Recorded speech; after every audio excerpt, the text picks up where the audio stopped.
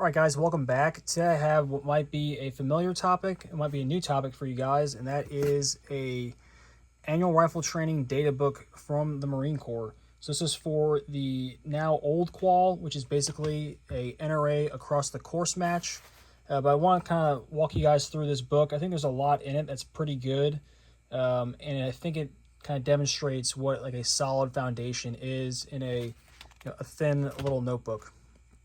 So of course we got all the information for you to fill out on the front. This is for kind of doing a zero with a laser, the collimator. I don't recommend that for anything, but hey, there it is. And then we'll open it up here. Got the Rifleman's Creed, so you can be motivated. Safety rules, right? First things first, pretty easy. We got all of the weapons handling conditions on the next page. So what is condition 1, 2, 3, and 4, right? The commands, pretty simple there. How to inspect your weapon for serviceability, right? From the very basics of make sure the weapon is unloaded, all the way through how to appropriately lubricate there a little bit. A functions check, corrective action, okay, which I think we can analyze that. You guys can pause this and read through if you want. 7 common factors of shooting positions. Some might call this fundamentals, which I think really not bad. Or some things that maybe we would argue are less important or more important than others. Yeah, but this is not the worst thing I've ever seen. All right, talking about sight alignment, sight picture, going through what scope shadow is and how you get it from improper eye relief, and then we also have some notes about what the consequences would be, which is important, especially now. A lot of guys are shooting LPVOs, right? Hey, if I have this sight picture, at what distance does it matter?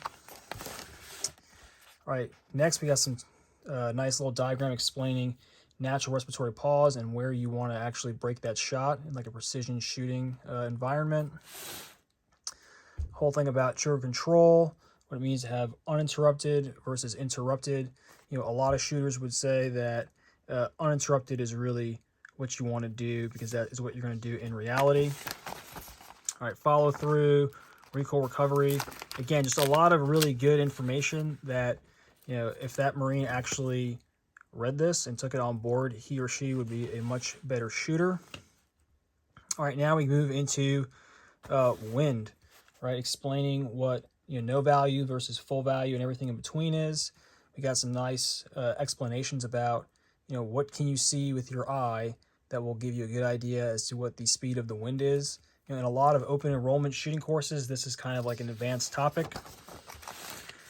And here we have holds, right, with the M16 and the M4, explaining what the flag looks like, how fast the wind is, and then all the way through for those holds in meters, right? And we're looking at this, and you're like, hey man, like that is a weird distance. Like, yeah, that's a weird distance because all of the ranges are still in yards. So we're shooting meters on a range in yards. So you end up shooting 457 instead of 500. It's just the way it is.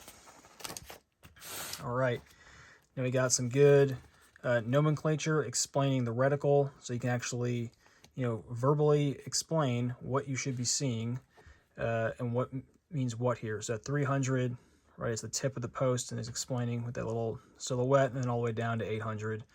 If you're engaging a man at 800 with an M16 in RCO, good on you, man. Like you are more, you have a lot more faith in your weapon system than I do.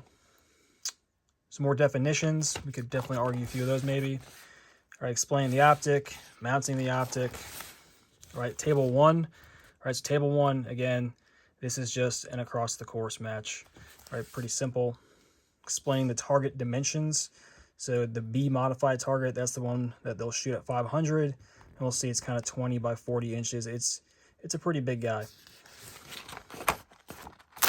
We have a example here about how to fill out your data book. So this is kind of the thing I thought was really important for you guys to see. You should be calling, writing down your hold, and then recording where the shot actually went every time when you're shooting this course of fire. And it's just a good thing for the shooter to have in their logbook. So let's see, got another example here for the 200-yard line, right, and how they would plot their string out and how they would change their hold for the second string, right, to compensate. And then lastly, we got an example here for the 500, right? And we see here, they said, hey, it's overcast. I got a light rain. I got some wind. Looks like no value, what they filled out here. And then the site picture before, the site picture after adjustment.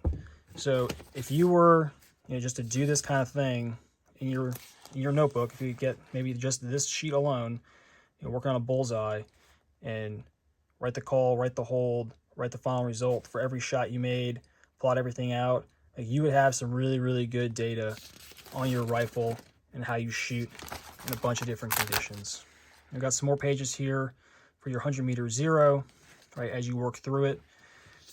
What my first group was, my second group, and then my final confirmation group. Hopefully you can do it in 3. A good shooter can probably do it in 2. And I've seen some really excellent guys with really excellent rifles zero their rifle in 2 rounds.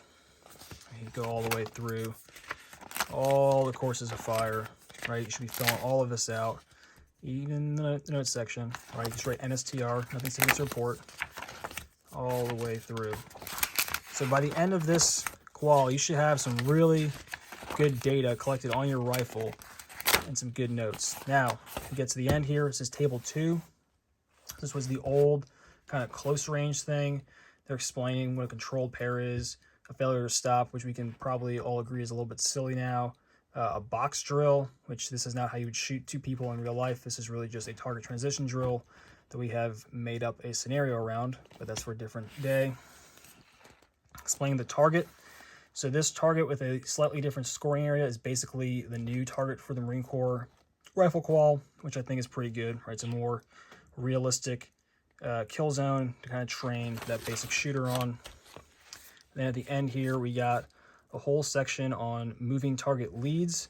And I kind of like this one because it gives you, an approximate speed, but also it shows you what a person looks like, right? Like this is a guy who's like jogging. I want to be here. Let me see, he's running. I want to be there at 100. And then we have the course of fire for table 2. Now, why is this here? It's because there's a moving target portion on table 2. At the very end, right, they show you, what points lead to what. As far as score, you don't want that. That's for certain. And you probably get judged a little bit if you got that. And then at the very end, you got some motivational quotes from General Pershing and, of course, Al Gray. So, guys, I think these are actually, a nugget, a diamond in the rough, if you will, something that's a positive thing to come out of this very, very basic kind of antiquated qual system. And if I was to, release something that I think every rifle shooter should have, it would be something like this for you to record your data, record your round count, and kind of have everything that you need about that rifle in one hard copy location. Guys, any questions, let me know. Please let me know what you think about this kind of content, and I'll try and keep it coming. Thanks.